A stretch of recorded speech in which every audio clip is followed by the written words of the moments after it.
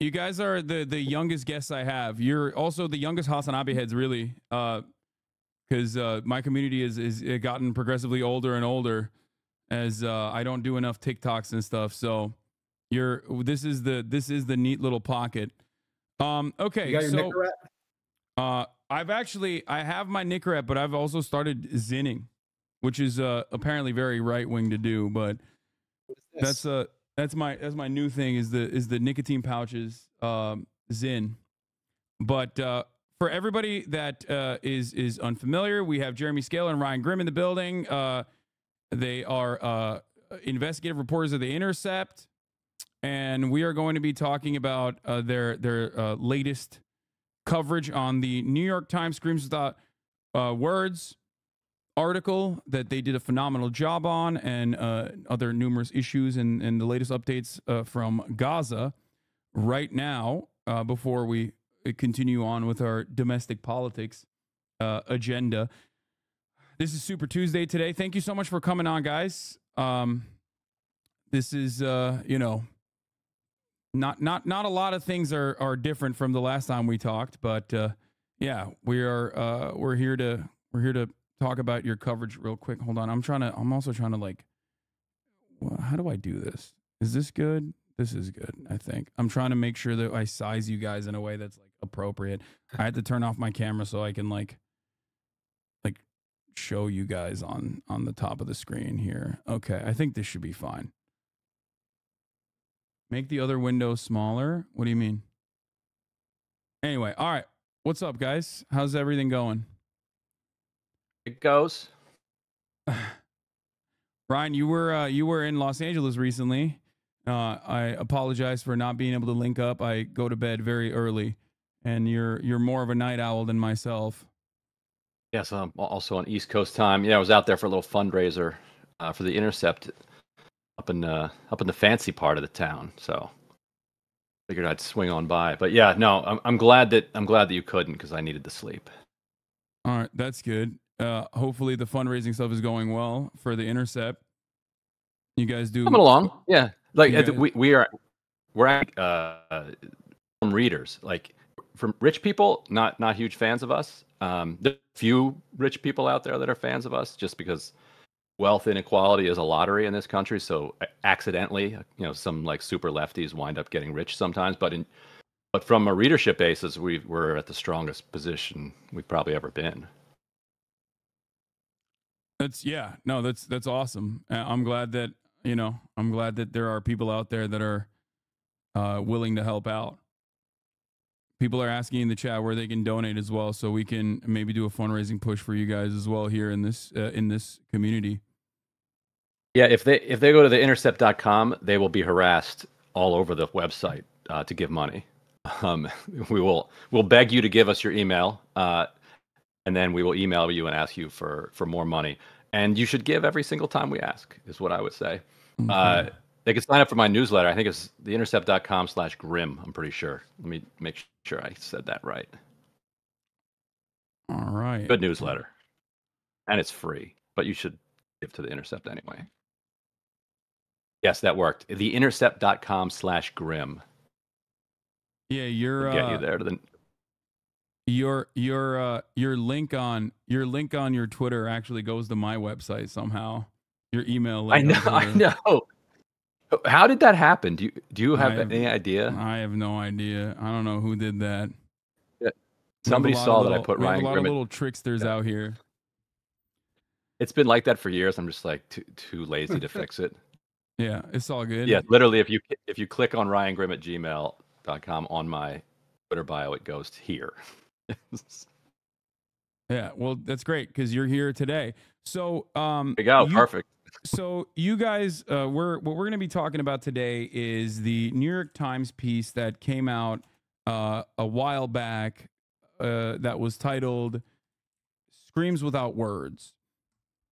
And when I actually Google New York Times Screams Without Words, your article comes up first from 6 days ago, which is interesting. That's pretty good. NPR even did a piece on it, saying an investigation into the New York Times story is causing chaos.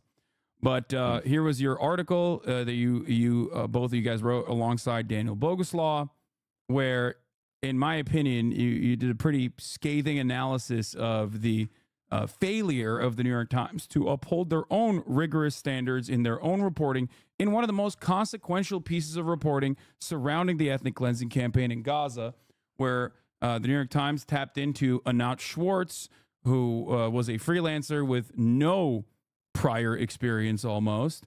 And as far as I understand, maybe even some experience in the other direction working with the IDF, right? Mm-hmm. And and the unit. Yeah, with their intelligence unit.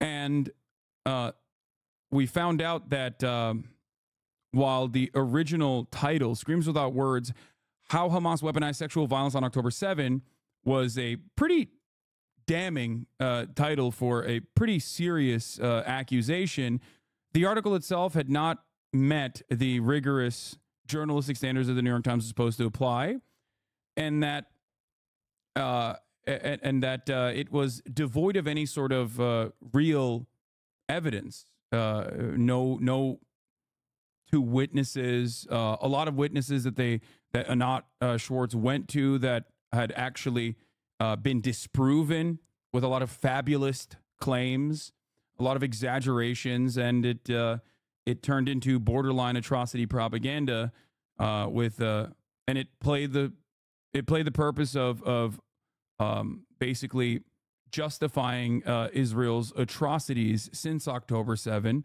at a time when there was a lot of public backlash. So you guys, I mean, I covered this extensively, but I'd love to talk and hear your opinion on the article itself in the New York Times.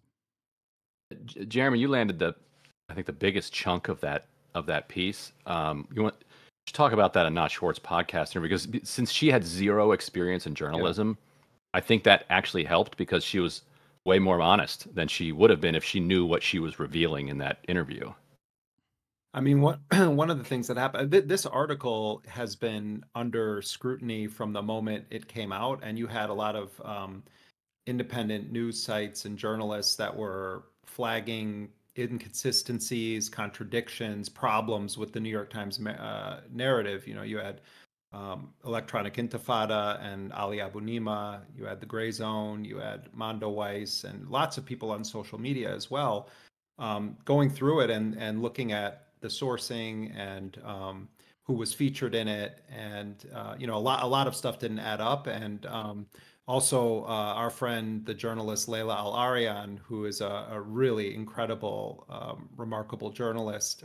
She and I go way back to being at The Nation magazine together. She's an Emmy Award-winning, Polk Award-winning executive producer at Al Jazeera English, and in fact, she executive produced the documentary about Shireen Abu Akleh, the Palestinian-American journalist who was assassinated in the West Bank in 2021.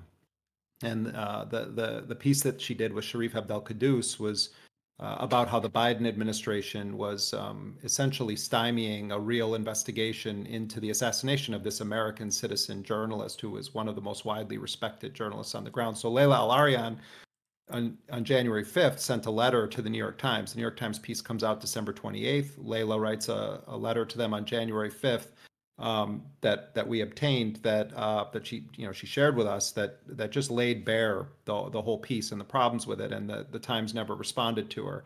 And so this has been a subject of discussion, but definitely not in the mainstream. I think most people, they read that article, it's the New York Times, it's Jeffrey Gettleman, who he's a Pulitzer Prize winning travel journalist who does conflict zones, etc. And I think most people read it and say, well, wow, this must be true. It's in the New York Times. Hamas came in with an intentional plan to conduct a campaign of mass rapes against Jewish women, and that's been the Israeli government's narrative on this for a while. And so the landscape on social media, a lot of people pointing it out, but in the mainstream discourse, there wasn't really any questioning whatsoever of the New York Times piece. And then a Twitter user who's anonymous named Zay Squirrel last week started flagging some of the social media likes of Anat Schwartz, one of the people who's bylined on the piece that no one had ever heard of. And it turned out that she had liked a number of tweets that really were, not just dehumanizing Palestinians, but in fact, she liked one tweet that called for turning Gaza into a slaughterhouse and dispensing with any rules of engagement and, razing it to the ground. And that tweet, in fact, was cited in South Africa's case at the International Court of Justice as genocidal incitement speech. So and then there were a number of other ones. She also liked a tweet that promoted the lie that there were 40 babies beheaded on October 7th, and another one that said that Hamas is Daesh, is ISIS. And so this is one of the people that then is bylined on this New York Times piece. So we also we saw those social media posts, and at the same time we were working with some people inside Israel to dig around what had been what might be knowable about how this New York Times piece started, and we came across a podcast interview in Hebrew that Anat Schwartz had given in early January, so just a few days after the piece came out, with Channel 12, one of the biggest corporate TV networks in Israel, but it's a podcast, and it wasn't like a huge thing. So we quickly got that thing translated, and we made sure to get it the translation reviewed by 3 separate Hebrew speakers, because we wanted to make sure it was accurate, because the contents of it were incendiary. So we ran it through 3 separate Hebrew translations to make sure that we were going to use the most generous translation, because translation, you can choose how to make somebody sound. We didn't want to make Anat Schwartz sound like a cave person. So I'm sharing with folks on the stream that we really went out of our way to try to make sure that everything we did was accurate, because what the contents of this was Anat Schwartz for basically an hour detailing every step of how they proceeded to quote unquote report this story. And she says on it that she did 150 interviews, and makes really clear that Jeffrey Gettleman, despite the fact that he was the top dog in charge, had essentially farmed out the reporting on an incredibly consequential investigation to Anat Schwartz, a filmmaker with no reporting experience whatsoever. And then the nephew of Anat Schwartz's life partner, they're not married, but his nephew, Adam Sella, who basically was kind of like a food blogger or a culture journalist. And, no insult to him. We looked into him. I mean, he's a kid basically who wants to get into journalism. He had started doing some freelance pieces. He actually wrote a couple pieces for Al Jazeera. He was starting to get into more news reporting, not just food and culture that he had been doing earlier. And, our understanding is that from Ben Smith reported this, that Patrick Kingsley, the bureau chief of the New York Times in Jerusalem, had introduced Jeffrey Gettleman to Adam Sella, and that seems to be how Anat Schwartz ended up in this. I'm going into this detail; it'll matter later. But so you assemble this, not the A team, not the B team, not the C team, but the totally inexperienced team to run an investigation for the most important news organization on the planet into assertions that Hamas had weaponized systematic sexual assault and rape against Jewish women. They embark on their... Ask a question here really quickly. Under other circumstances, under normal circumstances, if I'm being as charitable as possible to the paper of record, would they not have been able to tap into actual Israeli journalists who do a phenomenal job in investigative reporting? Because you have, I think it's Plus 972 Mag, you have reporters at Haaretz, you have reporters at Ynet who are not even ideologically aligned with anti-Zionism even at all, and yet have done pretty solid work on even exposing Zakah, for example. Both Ynet and Haaretz have written articles, numerous articles at this point, basically talking about the exaggerated claims from Zakah members and how they lacked any kind of forensic criminology, forensic pathology experience, where they basically discarded some of these bodies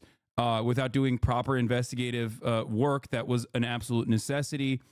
There are other journalists out there, right, that they could have basically utilized as freelancers that would have loved to get a New York Times byline. I'm certain. Yeah, I mean, as somebody who's done a lot of international reporting and reporting on really sensitive issues, I mean, back in Afghanistan, I did an investigation into a U.S. military special operations raid where two pregnant women were killed along with other people in a raid by the Joint Special Operations Command, where the U.S. soldiers dug the bullets out of the bodies of the pregnant women to try to cover up that it was American munitions. And of course, I don't speak any of the languages indigenous to Afghanistan, so I also had to work with local people. But there's two ways you can approach this as a journalist, and the Times chose neither of them. One is you can work with experienced local journalists, and you're working with them, and you're a team. Or you can work with people that are less experienced, or people that are sort of called, sometimes called fixers. They're people that help facilitate the gathering of news and information. And if you're going down that path where you're not working with another experienced journalist, the correspondent who is experienced has to oversee the whole thing. They have to make sure that the standards are in place. They have to ensure the accuracy. They have to make sure that people are aware of the rules of journalism, and so it's not unheard of or even unethical to work with inexperienced people if there's a sufficient, oversight of the process, and that happens all the time. So I wouldn't necessarily ding them on that, but the New York Times has endless resources.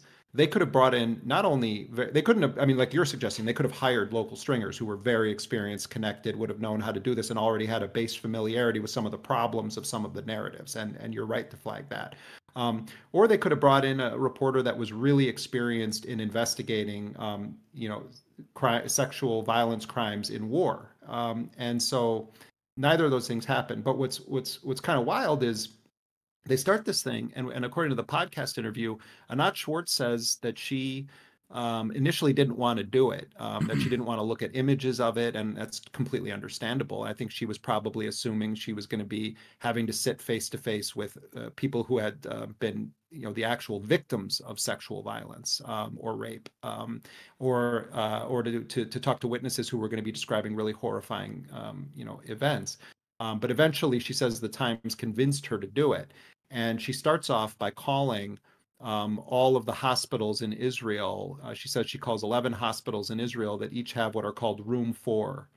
Room 4 are specially designated facilities and hospitals for victims of sexual violence or rape, and is calling other rape crisis hotlines, etc., and is kind of astonished that all of them are saying they had no recorded cases of sexual assault from October 7th that came in. And at one point, she says she describes her conversation with the manager of a sexual violence hotline, and it almost sounds like she's just kind of like not berating him, but just like exasperated and saying, "How is this possible? What are you talking about? What do you mean, no one?"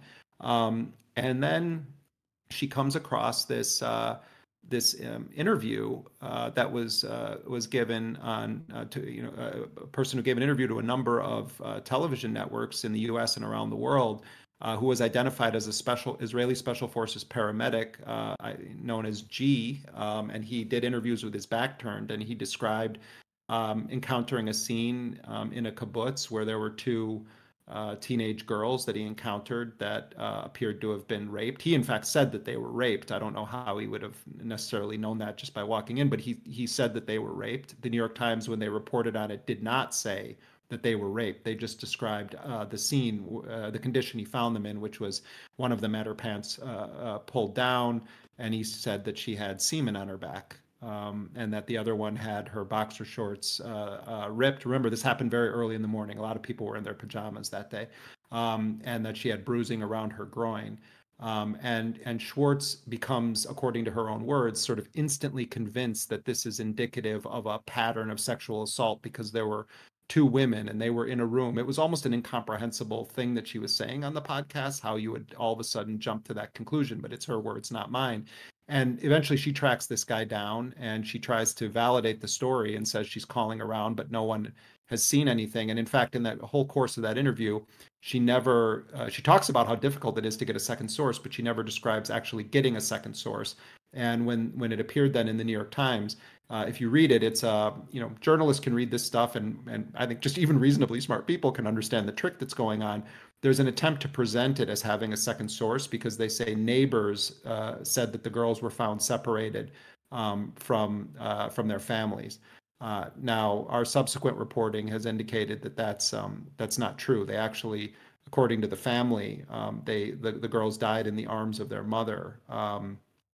And they were also dual citizens of Britain, so the story received quite a bit of coverage. But to just generally sum this up, what it appears is that the New York Times, generally speaking, relied on Zaka, the ultra-Orthodox rescue organization that Haaretz itself exposed as contaminating the crime scenes, putting out incendiary allegations of atrocities that it turned out had not taken place. I mean, the atrocities that took place that are documentable and known are bad enough. And Zaka was running around then talking about Zaka and another organization, babies put in ovens, babies cut out of pregnant, fetuses cut out of pregnant women's bodies, 40 babies, beheaded, all these things. So can I jump in really quick?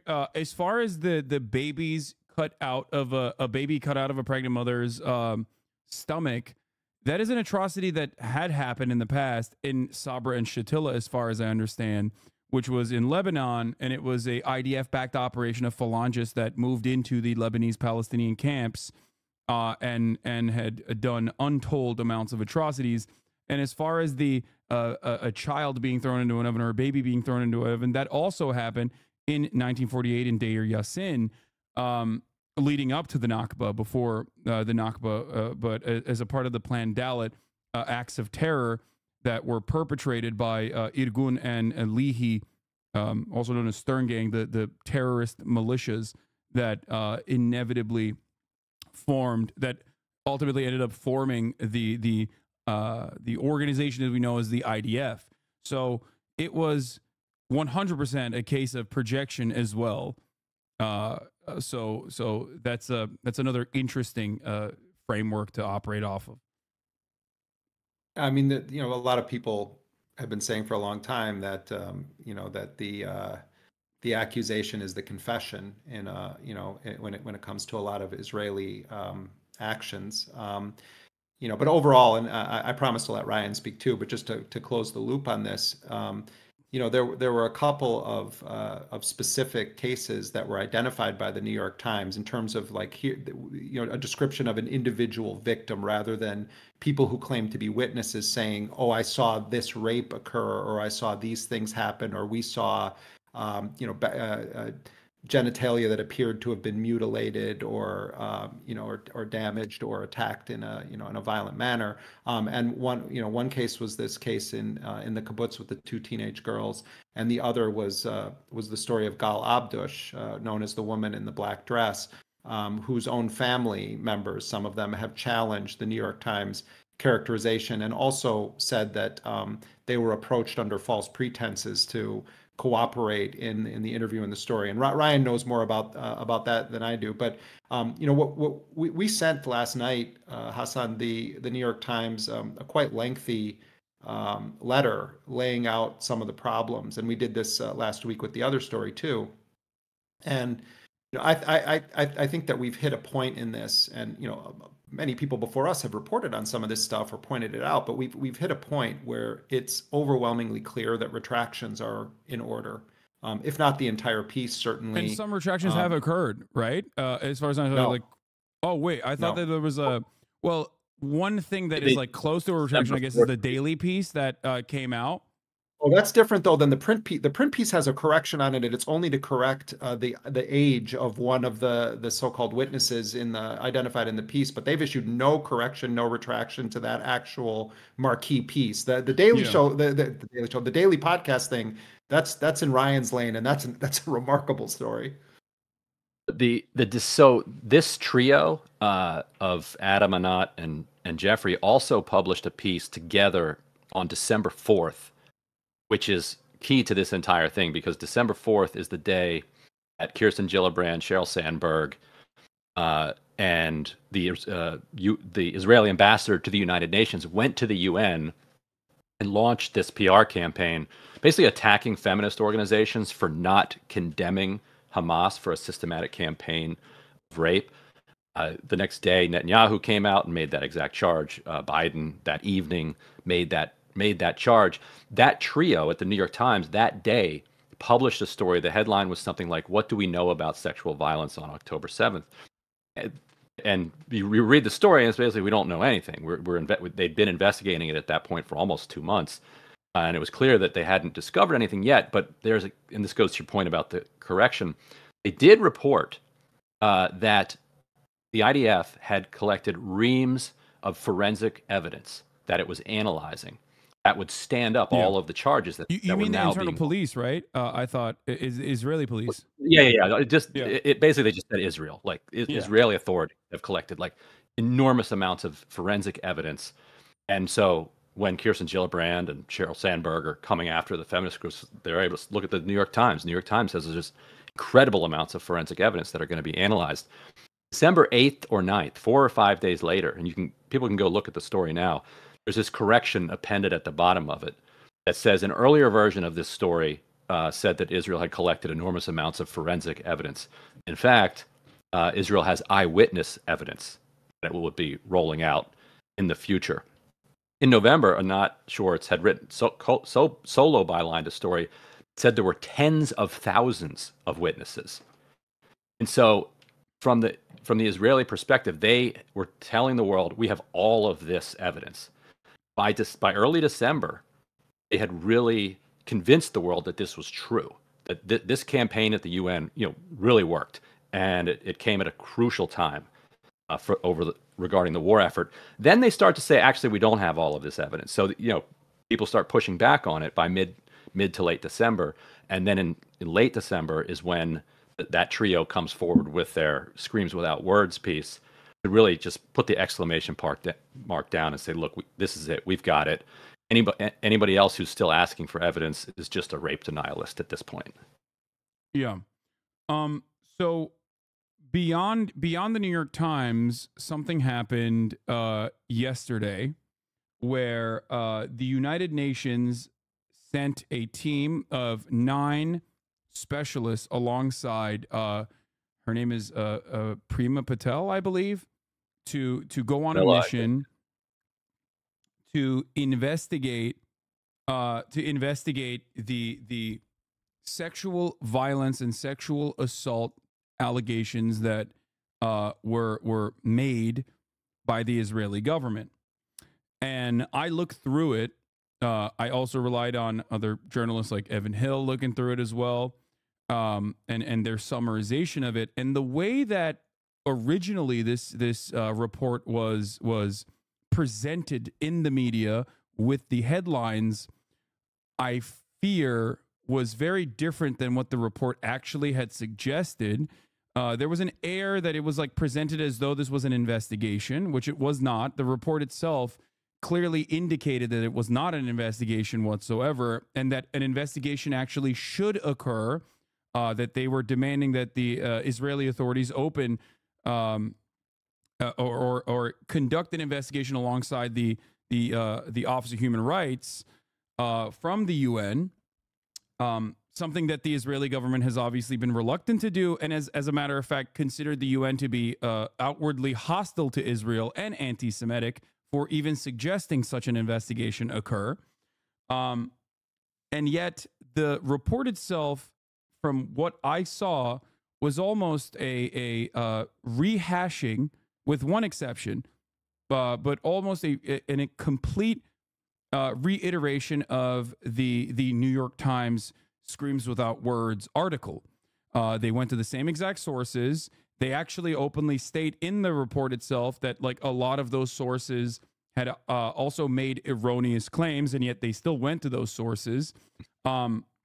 There was some open source there was one open source investigator that looked through thousands of pieces of imagery and found that there was at least circumstantial evidence to imply potentially that sexual assault had occurred, which was, again, this is, as far as I understand, almost identical to the New York Times reporting on the matter, that like, no, there is no hard evidence. There's no like actual two eyewitnesses corroborating the information at all, or any kind of eyewitness testimony was basically coming from parties that had shown that they had lied on the events of October 7 originally, with one exception, and that was that they said. Remember though. Oh, What's go that? ahead. Sorry, finish. It's important. The one exception is that they said that there was different clarifications, or they basically laid out in the report that there were there was a different classification for claims that they were making. Circumstantial implied that they did not have like hard evidence. It was not beyond a reasonable doubt to convict anyone, but it was, it was still, in their opinion, severe enough to make these assertions, with one exception, which was where they had firsthand eyewitness or firsthand testimony, they said, from hostages that were released, that sexual violence and sexual assault had occurred on Israeli hostages in the hands of their captives or their captors. And this led them to also make the allegation or make the assertion that that more of that could be happening currently, both towards women and children. So that was the only new information I saw in that report that I had not seen thus far. I mean, let's remember though the context of this, why Pramila Patten was doing this versus actual investigators who would be in a position to gather evidence, interview witnesses, would approach this in a forensic criminal manner. Is that when the UN was initially going to send a team to do such an investigation, the Israeli government said, no way, they can't come. They raised objections. They implied that there were anti-Semites on the panel and people with sympathies to Hamas. And then the Israeli government issued an edict to medical personnel at all medical facilities in Israel that they were not to cooperate with the United Nations investigation. And so there was this big blow up between Israel and the office of the UN Secretary General, and it resulted in Israel basically getting its way. And then they send this other team in that doesn't actually have a full, investigative mandate in any meaningful way. And so you have to understand the political context in order to understand what came out of this body, that Israel manipulated the process so that this group of people would be the ones in charge rather than the initial team that was supposed to deploy to the ground. And what's interesting in this report, I mean, there's many interesting things, is that they make clear very early on in the report that they weren't really able to do an independent investigation at all on the ground, and that they didn't have access to almost anything, that everything that was being fed to them was coming through Israeli state institutions. And in fact, they don't really use the word evidence in there, except in cases when they're describing why they don't have information. They call it information. Yeah. That they have information to suggest. Now, all over the internet and the headlines and everything. I mean, the way it's the way this has been interpreted by many news organizations and just online people would fail a basic book report in fourth grade. It's just, it fails basic test of reading comprehension. As you point out, most of what is contained in this 24-page report is it's like a list of all the Israeli government's allegations that it's made over the course of the months, all of which were sort of distilled into the New York Times piece by Gettleman, Schwartz, and Sella.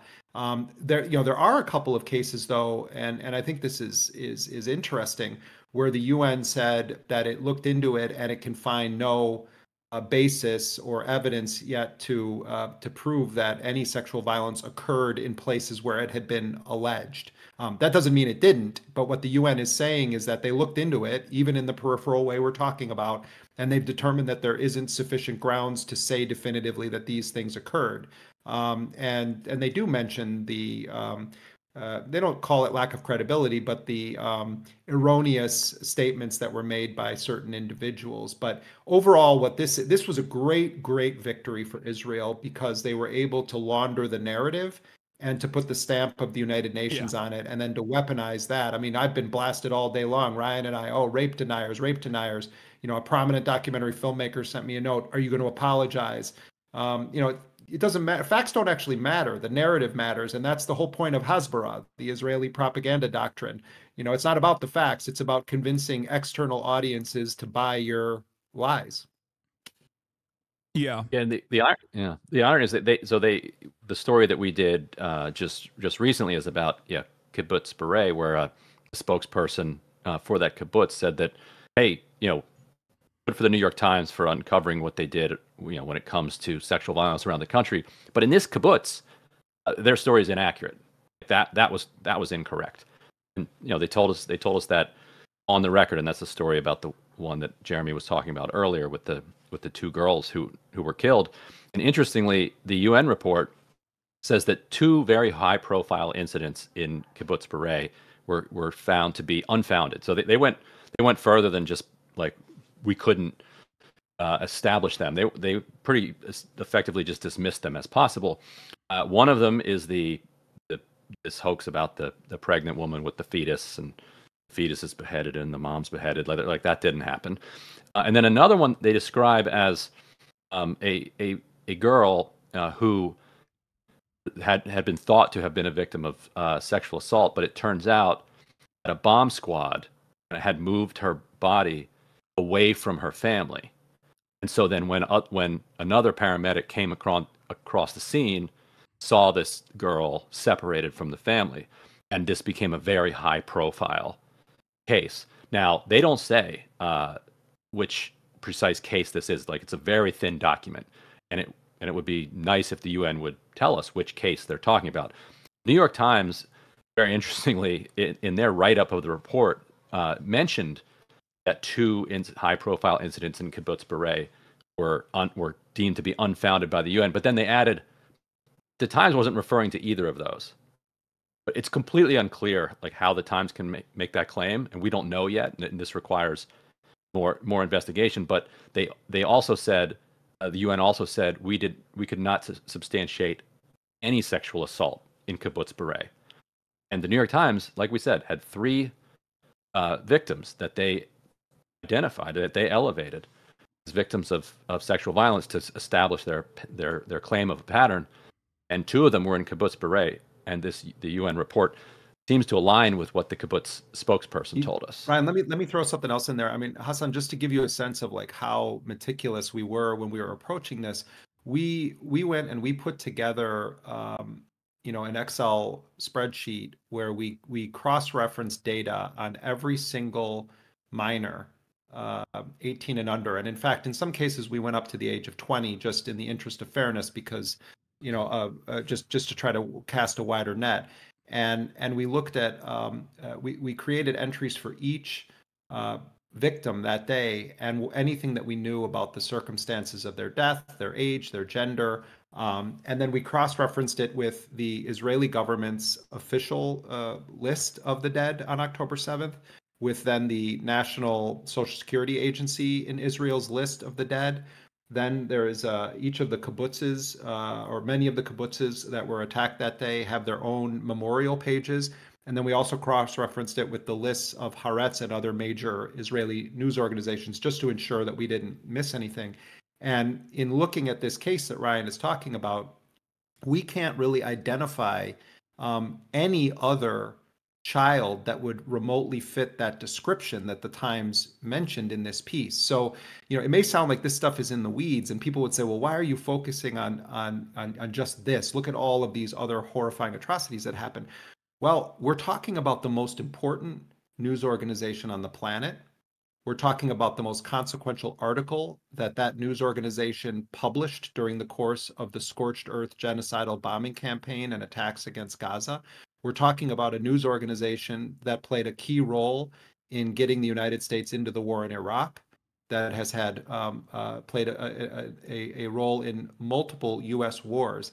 And this article came out, remember, right in the sort of aftermath of the exchange of captives between Hamas and the Israeli government. And it came out at a time when Israel was under pressure, even from some of its own allies, because of the massive civilian death toll, where you had, that leaders of France and Canada openly saying, "Stop killing babies."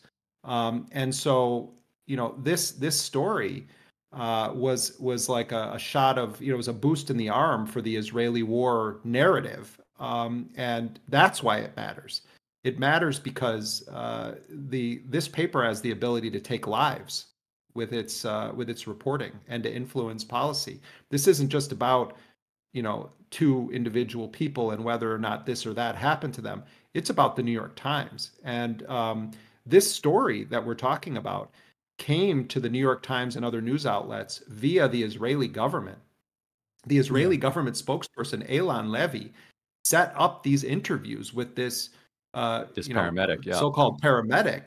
And in fact, this is, I'm sure there's, because you have an interesting audience, I'm sure there are people that have been following this, but just quickly, when the first interview this paramedic did that we can find is on a right-wing Indian television network, Republic, and his back is turned and he's describing the scene. And the first thing he says, he talks about how he was at his fiance's house, and then all of this started going down on October 7th. And he describes how from Tel Aviv to the Gaza Strip is only 2 hours by car. Israel is a small country, and he says we then arrived at kibbutz Nahal Oz, not Be'eri, Nahal Oz. And he describes the scene, and he even goes as far as to say Nahal Oz means river of strength, river of courage. He's giving sort of color and detail about it. And then he tells the story of encountering these two girls, and he says that they had been raped. Well, the Israeli government spokesperson then puts this up on Twitter, except he changes it. It's no longer Nahal Oz. Now it's kibbutz Be'eri. And one possibility here is that they realized there's a problem with the narrative because they really couldn't fit the description of the victims to Nahal Oz. There are two sisters that were 20 and 18 years old that are the closest you could, maybe think. But it seems clear that they either he misspoke, even though he gave this description of Nahal Oz. Right. Or they realized they had a problem with the narrative, and so they put it out, and he clips that part of it out, puts it online, and says it happened in kibbutz Be'eri. And by the time he's then on CNN and interviewed elsewhere, kibbutz Be'eri becomes the story. And by the time Anat Schwartz comes across it and meets with this guy for the New York Times piece, it is firmly rooted in kibbutz Be'eri. Okay. So one thing that I think we all agree on this as well, that we should mention here is the fact that sexual violence is a common occurrence in war and in situations like what happened on October 7, and that there is a likelihood that sexual violence did occur on October 7. However, this conversation is not about the likelihood of sexual violence occurring, but rather the investigation, or rather lack thereof, into sexual violence occurring, a proper investigation into sexual violence occurring, and a lack of forensic evidence and a lack of evidence in general. I just want to point that out so that people don't misunderstand or try to misconstrue this. And I think especially people systematic and weaponized sexual violence directed by Hamas. And I think people should also understand that there were at least several hundred people who kind of poured across the fence on October 7th. There are reports of basically like gangs coming over and taking advantage of the situation. Like you can imagine, you've never left Gaza your entire life, and now the fence is down. People were just pouring over that border, and so I don't think people should be dismissive of the idea that in the context of that mayhem and violence, that there could have been some sexual violence. In fact, it's interesting. If you look at the UN report that the media kind of spun up to say, to semi-agree with this like Hamas weaponized rape as a weapon of war claim, you look at the way they actually phrased it, they said something like, in the context of the violence on October 7th, it is reasonable to believe that sexual violence may have occurred. And that framing of it, I think is, that's reasonable to believe. And the next question is, what investigations have been done? What is the evidence that we have so far? And so you got to kind of separate those two things. And then the third thing being a deliberate Israeli-run PR campaign to persuade the world that there was a systematic weaponization of sexual violence on October 7th, and then they kind of make that presentation to the world, and then they just slowly back away. That anybody who asks them evidence to back up their claims is told that they're an anti-Semite and a rape denier. I mean, some of the part of the problem with this, and I appreciate you bringing this up, Hasan. I mean, and Ryan and I both have been very clear from the beginning in making the same point as you, and as someone who's covered multiple wars, I know very well how prevalent sexual violence is. I mean, women get targeted. Look at what happened also, like in the Arab Spring uprising in Egypt. You had women being assaulted. In protests in the United States, you have women being assaulted. The UN just did a report about the Israelis assaulting Palestinians in their prisons. And there are first-hand accounts for that one, by the way, and evidence. Right. There's a higher, well, Palestinians are going to be held to a much higher standard of evidence than the Israeli government when they're making these kinds of allegations. But I also think that one of the factors we need to really recognize here is that when a nation state organizes a propaganda campaign, and they make these kinds of allegations in the absence of concrete evidence, and they're doing it in an attempt to dehumanize an entire population to justify killing them, they are also simultaneously doing a disservice to any potential real victims of sexual violence, because they are using this as a political cudgel. They're using it as a genocidal cudgel rather than treating it as a criminal investigation that needs to be pursued. One thing I've noticed, and I think actually, Hasan, you and I talked about this last time we hung out here. If you look at the tone of the actual sex crimes investigators in Israel when they're interviewed, there is a much more sober, fact-oriented manner in which they talk about this, because they're professional investigators of these types of crimes. They understand the complexity of it, the nuance of it. They understand the psychology, the horrors that set in with someone who has survived or witnessed a rape or a sexual assault. And the tone of those people who are professionals stands in stark contrast to the jingoistic propagandists of the Israeli regime. And I think it does a disservice to an actual inquiry into any of these kinds of acts that may have taken place that day. But the person whose words constitute the headline of the New York Times piece, Screams Without Words, Raz Cohen. Now, there's problems about his story, and we can get into that if you actually want to, but that's not the point I'm making right now. He says he finally settled on a narrative for what he witnessed, where he says that the people that he witnessed committing a very brutal gang rape were not Nukba, not special forces of Hamas, but ordinary people. And he's a veteran of the Israeli Special Forces. So he's saying that they very clearly were not Hamas. Yet his quote, Screams Without Words, becomes the title of an article whose thesis is that Hamas did this. Hamas came in with a systematic plan. I mean, so even their own witness in here is saying something that's contradicting the thesis, and his statement is used as the headline for the article. Yeah. Hasan, let me add one more thing that about how I've been thinking about this. Like, so on the one hand, it is incredibly remarkable that there isn't a single Israeli woman who has made a claim that she was sexually assaulted on October 7th. You have a lot of people who say, why don't you believe Israeli women? Well, 0 Israeli women have come forward. So some people said, well, you're setting the bar too high. I'm not setting the bar too high. If an Israeli woman comes forward with a credible claim, that's all we're asking for when it comes to a credible complaint. Then people say, well, of course they're not still around. They have been killed. And maybe that's true. But what I add to that is that's where Israeli claims of having reams of video evidence, photographic evidence, and forensic evidence come into play. They made that claim all throughout November, that they had collected that evidence from these victims.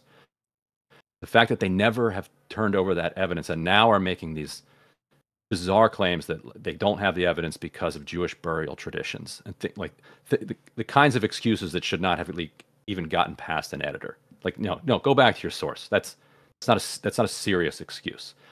And also, we reported 2 weeks ago that you have so much forensic evidence. What happened? Were you lying then, or are you lying now?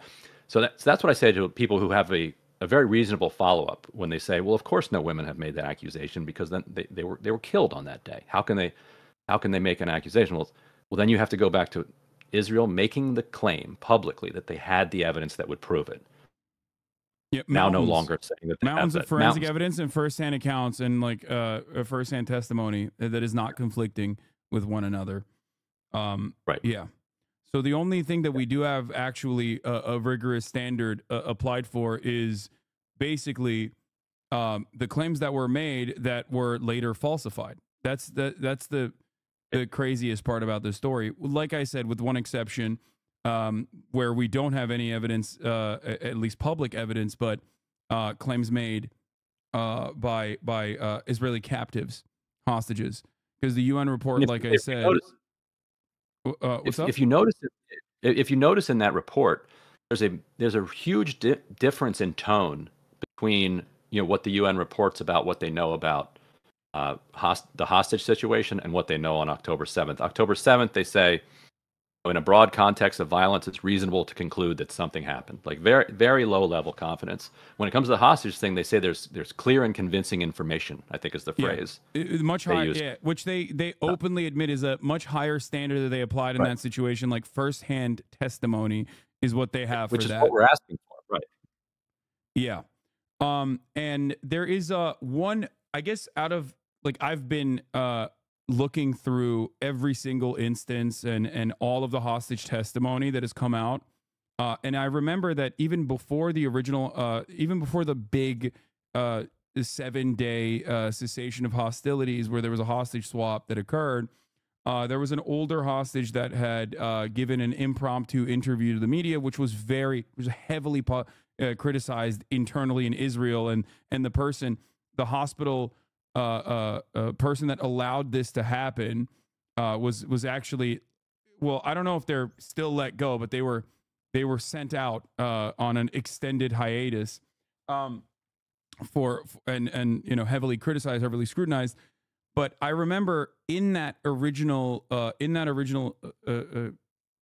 hostage testimony that was broadly publicized, there was one instance where one of the hostages that was carried into Gaza was reportedly hit with straws and was humiliated and also sexually assaulted in that regard, where people were like hitting her with people were hitting her in the, I don't know how to talk about this in a delicate way, in her butt, basically.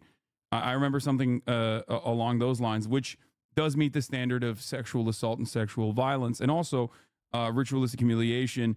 Beyond that, I have not seen any public hostage testimonies that corroborate. So I don't know if the UN team is. There was one, I think, today or yesterday in the Guardian, where they said that they had spoken to other hostages, yes, who had been abused by previous captors.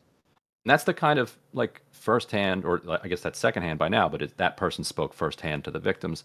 Like that's the kind of credible testimony that you want, that the public wants, so that we can get to answer. I mean, I think also what we're gonna, if there's really a historical reckoning with all of these events, and there is a proper tale of all that happened and facts actually matter, I think part of what we're going to see is that when Hamas launched what they called Operation Al-Aqsa Flood, they had certain objectives in mind. They had certain tactics in mind. They were working with at least 4 other armed factions from Gaza, including Palestinian Islamic Jihad. And then, as Ryan indicated earlier, you had a variety of private actors, some of whom, or many of whom, may not have even been aware until it had already started that the prison fence had been broken, and there was an attack happening inside of Israel. And Hamas itself said, if you recall, during the first truce where there was the exchange of captives, that it wasn't able to locate every single hostage. Well, the reason for that is because Hamas wasn't holding every single hostage. Islamic Jihad had some, other political factions had some, but then private people also took them and then tried to sell them to Hamas or other organizations. And so, it's possible that at this point now, I think all of the hostages' lives are in grave danger because of the Israeli assault, the lack of food From and famine. supplies in Gaza. It's a horrifying situation for everyone in Gaza, including the Israeli prisoners. But the point I'm getting at here is that you can have, on the one hand, a narrative from certain people who were held hostage that were released, where they're describing pretty humane treatment at the hands of their captors. In fact, in this piece in The Guardian that came out, I believe it was today, this released hostage is describing how her captors at one point put mattresses over them and put their own bodies on them to prevent them from getting hit by shrapnel from their own country's munitions that were being dropped on them. There have been many testimonials about being treated humanely, although it was difficult, and many hostages released said it was really terrifying when that the Israeli government was attacking. So I don't mean to babble on and on about this, but I think it's an important distinction if we care about facts, that there's not just Hamas. There are several different players here, and what I suspect is that if you were able to divide who was taken by whom, that you're going to hear different tales of how they were treated depending on who was holding them. Yeah.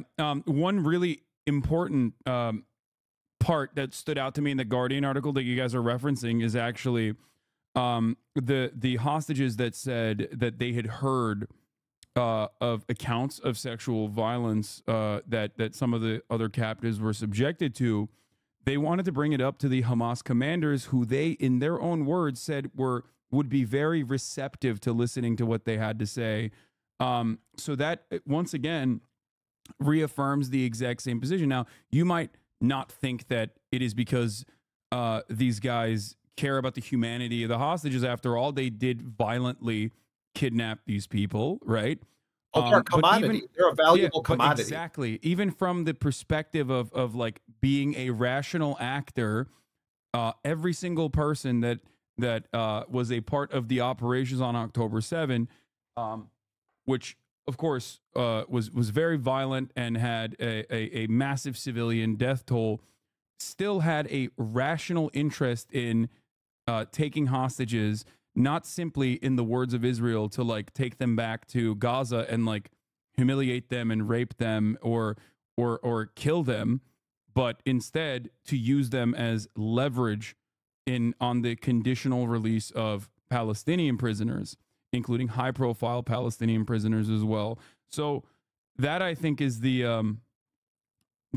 like something that's lost in the media narrative for some weird, unforeseeable reason, that like these guys are barbarians and they're not thinking in a rational manner at all. There's no calculation here. They're just purely responding to their primitive desires of like raping Israeli women.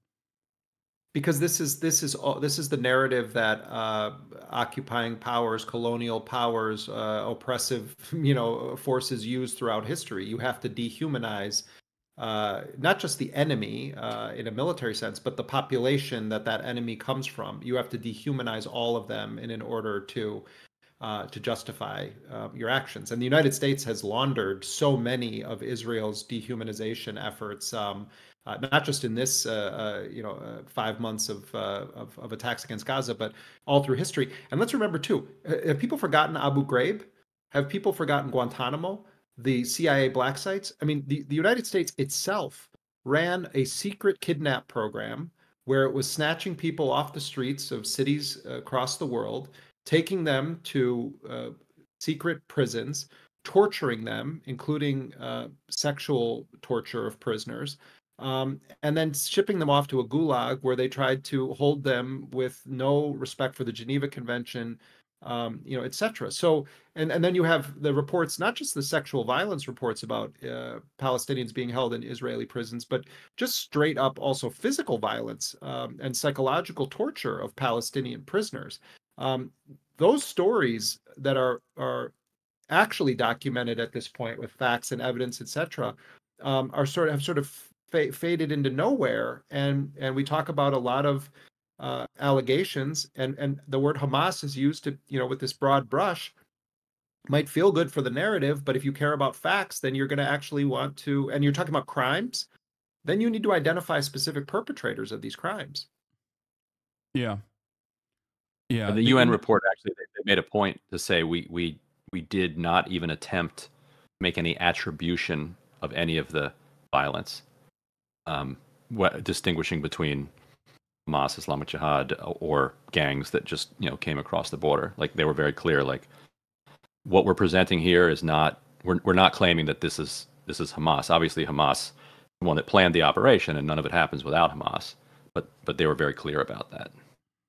You know who you should have on this show, Hasan? I mean, since you got the Yemeni pirate, that kid that went viral all over the place. You and I were talking about that you were able to find him. There's a couple of great accounts online that have been looking at Israeli TikTok videos, but there's one really interesting. Oh, I really hate you, BM. BM. You should have BM on. But I mean, there's a bunch of Palestinians that have been doing this too. But I really hate you I think that'd be an interesting interview for this show. But just so your audience understands, there's all these Israeli soldiers. They seem to be obsessed with going through the underwear drawer of Palestinian women in Gaza, and dressing up in their lingerie, and it's yeah. I don't know what happens there. I don't know what is like the mentality there, but that is there are a lot of there's a lot of that. I feel like I feel like there's been less. I think that I remember reading a report from IDF Command saying that they need to like clamp down on the social media activity of the soldiers on the ground, considering that it was becoming more and more of a problem. You also had, on the other hand, the IDF's very own Telegram channel that was engaging in atrocity propaganda for a not insignificant number of people. It was a version of a much more popular Telegram that's like owned and operated by other Israeli people and not directly linked to the government. But what was it called? 72 Virgins, I think. Yeah. So I think that the IDF at least originally saw a lot of value in the horror that they were committing, the horrible acts of inhumane violence they were committing in the Gaza Strip, from the perspective of like galvanizing the Israeli public. So much so that they basically made their own Telegram channel after seeing the success of the other one. But now it does seem like there are less and less Israeli occupying force members in gear openly showcasing their endless untold cruelty. It's less violent in the sense that, like, for a long time you were seeing a lot of like buildings blown up and violence against other human beings, and maybe the order came down that's like, look, you gotta cool it, and so cooling it means, well, I'm just putting on some lingerie. I'm not hurting anybody here. Yeah. You get the picture of the kid and the guy in laying in a baby crib. Like, he's not like blowing the house up. So maybe that's or riding like children's bicycles. Right. Riding children's tricycles. Yeah, like things like that. But it's mocking Palestinians rather than actual like video of either destroying their homes or like killing them. Though that one of the characters in the New York Times piece is a guy named Shoam Guetta, and he was with that guy Raz Cohen at the Nova Festival, and in the New York Times piece, he's describing himself as having witnessed these events. On the Anat Schwartz podcast that we translated and transcribed, she says that Raz Cohen witnessed this, but that everyone else who was with him was looking in a different direction. But then in the piece, he's presented as a corroborating witness to Raz Cohen. Yeah. But that guy, Shoam Guetta, then deployed with the IDF to Gaza. And you can go and look up, you could pull it up right now, look up his TikTok account. And he's a fashion designer in Israel. and he posted all these videos on. If you go in our story on the if you search his name, I mentioned this, but he's rummaging through Palestinian houses in Gaza. And one of them he has. How do you spell his first name? I remember. SHOAM. Some of his good ones are on Instagram. Wait, say it again. SHOAM. Oh, Shom. Yeah. If you look at him if you look him up and you pull up his TikTok, this is one of the guys who is one of the witnesses in the New York Times piece, Screams Without Words. And then he, so like go to the bottom of that paragraph. Go to the bottom of the paragraph there, and then you should be able to click on the link because I mentioned that he's been rummaging through Palestinian homes. He might have deleted his TikToks of doing that. Oh, wait, never mind. There is some here still. Let's see. So scroll down and see if there's any of him there. No, he's peeing. He's peeing. Yeah, then he's like dressed up in people's clothes, and he's in their thing, and he's dressed up as in a kid's Batman costume at one point, and he also created like a T-shirt for his fashion line that says Nova 10-7, and then it has his face on the T-shirt, and it's really, I don't know, it's really disturbing. But yeah, he's even posting this stuff too. Yeah. Oh yeah. I don't mean to stop this rabbit hole, but he's and this. I mean, let's remember too. We're talking about children that are starving to death right now. The imagery out of Gaza is horrifying, and you have the catastrophe of pregnant women. Of the attacks against the civilian infrastructure. I mean, this is just an unconscionable, sustained crime, and these guys are playing with kids' toys, kids that are probably buried under rubble, and they're playing with their toys, and they're taking their bikes, and they're putting on their costumes, and they're playing with women's lingerie. I mean, this is a deeply, deeply sick series of events that we're witnessing, and we're witnessing it because of social media, etc. They're broadcasting their own sickness. Yeah, I think one of the most interesting parts about this isn't necessarily like the capacity of cruelty for an occupying force. That much is like obvious. Like American soldiers did similar things. They just didn't have the same tech access and the same mass availability of phone cameras and direct access to the internet. You can only get away with doing stuff like this, obviously, when you have air superiority and you're overwhelming a largely civilian population.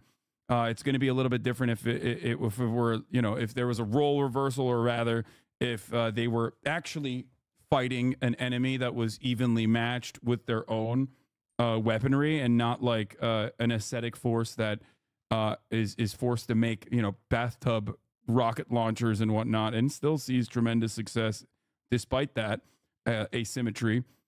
But what I find to be really interesting about this is that, again, there's an audience for this. Like, there is a market for this, and clearly the Israeli government itself finds this to be valuable enough that they haven't genuinely put a stop, because this is something that would violate standards of almost every military internationally, because you are, one, giving away your position and maybe much more to potential enemy combatants, right? So on that front, I remember something happening in Ukraine that was similar, where like with a foreign brigade were actually like telegraphing their location and by posting, then they got rocket striked. Yeah, they got rocket strike immediately after. So like, there's obviously that part that violates like the safety for the operatives, but then also, I think in spite of that, they still see a lot of value in it. Like the IDF sees a lot of value in it because this reinforces, I guess, some of the, I would say, sadistic desires from the population overall to enact vengeance and continue on with an ethnic cleansing campaign in Gaza. I think there's also a potential for a fracturing, not necessarily along Lebanese lines, but I think you're coming out of this war, you're going to have armed factions in Israel that are that are not as obedient to the central government as they have been over the years. I think the radicalizing that's gone on the last years and months, could completely spin out of control for you had settlers trying to go in, breaking through the border fence and try to settle forcibly inside of Gaza, as there are currently operations that, ethnic cleansing going on in Gaza. This, to me, shows the bloodlust that many have inside of Israel to take matters into their own hands. Like, it's not enough that they're bombing them with American rockets, with Mark 84 rockets, precision guided munitions, and a litany of dumb bombs as well, like artillery and even white phosphorus, that they have to sate their bloodlust by personally taking matters in their own hands.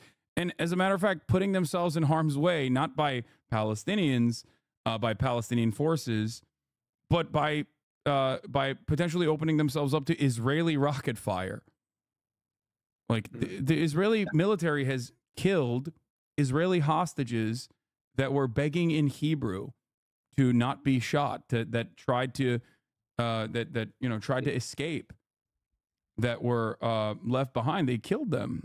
So the fact that these settlers that are trying to go in there, in spite of that, is insane to me, and it shows that there are a lot of people that are increasingly more radical, that are willing to take matters in their own hands. But look at what opinion polls have consistently shown in Israel from the beginning of this, across political lines. Widespread support, in Israel for this war, despite the fact that there's tens of thousands of civilians that have been killed. I mean, it's it's an unmasking moment in some ways, in many ways, and Israel really wanted to compare this to 9/11 at the beginning, and to extrapolate numbers and do a comparison to 9/11. You remember the reaction in the United States after 9/11. You had this this bloodlust that set in across so many sectors of the population. But in the case of Israel right now, it could well be that what emerges from this is something in some ways more dangerous than Netanyahu. And certainly this war and the way the Palestinians have been treated and murdered en masse is almost certainly going to give rise to a force that's more radical than Hamas. Oh yeah, absolutely. And that's the pattern we saw, with what gave rise to ISIS, etc. Big nation states or powerful nation states, they think that they can stamp out the resistance by wars of attrition and mass murder. But history shows that it just plants the seeds for even more ferocious armed resistance. No, absolutely. I mean, I think people understand that there are so many former Shin Bet internal security people, like high-ranking officials in the Israeli FBI, openly stating that this is only going to cause radicalization, further radicalization, and yet no one seems to listen. And I think it's fueled by, obviously, years and years of propaganda, an interest in like developing an ethno state, a Judeo supremacist ethno state, and the ethnic cleansing that must happen in order to ensure that. And now the population has found itself in the throes of straightforward fascism, while a ethnic cleansing campaign is currently unfolding right in front of their eyes, and they are championing it. And I don't think a lot of Israelis, even like liberal Zionists, for example, beyond their acceptance of this and what that says about their own morality, I don't think they understand the long-term consequences. One example that I've used time and time again has been that just like with the parallels we saw, LRADs, long-range acoustic devices, were originally utilized in Iraq to dispel, to stop, civil disobedience occurring. And now those LRADs are equipped on regular patrol cars in the Beverly Hills Police Department, being used against American citizens. And the same parallels occur in Israel as well. The skunk the skunk car that they used to use in the West Bank that sprays a toxic chemical that is almost impossible to wash off, that the Israeli government, the IDF, was utilizing on civilian houses and civilian populations in the West Bank, were used on the Israeli population when they were protesting the Supreme Court, when they were protesting the neutering of the Supreme Court, rather. And what a lot of Israelis do not understand is that the things that you are advocating for will inevitably be used on you as your government becomes more and more right-wing. Post 9/11, we had the Patriot Act. Post 9/11, we had the DHS and ICE. These were agencies that these are agencies that now seem like a permanent fixture of American empire, and yet they did not exist. A much more neutered version of said agencies existed in the INS, and now we can't even see a world without BORTAC. BORTAC is operating inside of U.S. borders. These are guys who are basically being deployed and training overseas, and it is the same principle behind like having a full-blown, occupying, fully geared, fully kitted military person inside of U.S. borders, handling American citizens.